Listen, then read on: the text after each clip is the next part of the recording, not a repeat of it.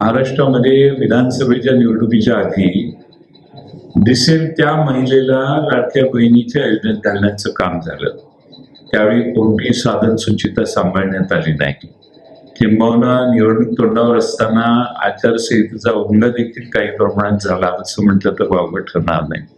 आज काम झाल्यानंतर त्याच महिलांना 80 लाख महिलांना तुम्ही योजनेतून बाहेर कशाच्या आधारावर काढता? आता म्हणतात काही बोगस आहे, काही फेक आयडी आहेत वगैरे वगैरे.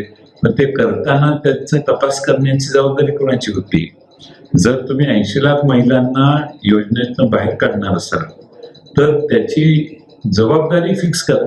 कोणी हे चुकीच्या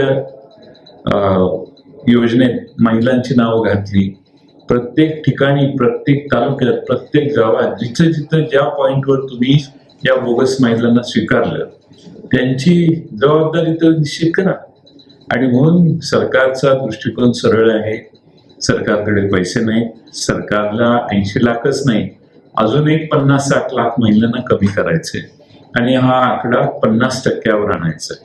आणि महिलांना लाडक्या बहिणीसाठी पैसे देण्यासाठी या सरकारकडे पैसे दिसत नाहीत. दुसऱ्या बाजूने जलजीवन मिशन महाराष्ट्रातलं पूर्णपणे थांबलेलं आहे.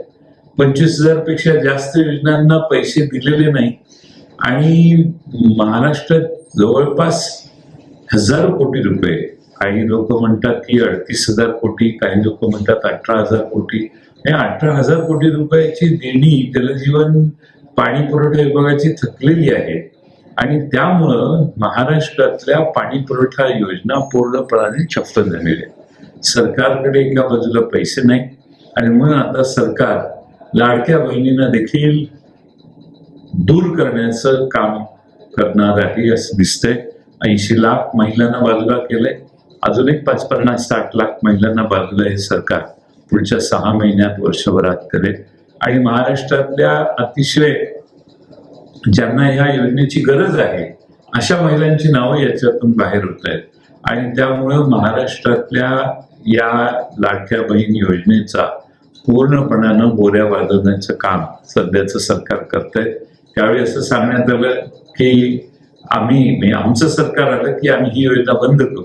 महिलांना भीती घालण्यात आली आणि त्याचा फायदा राजकारणात मागच्या विधानसभेच्या निवडणुकीत मिळवला म्हणून तर एवढी मोठी मेजॉरिटी मिळाली.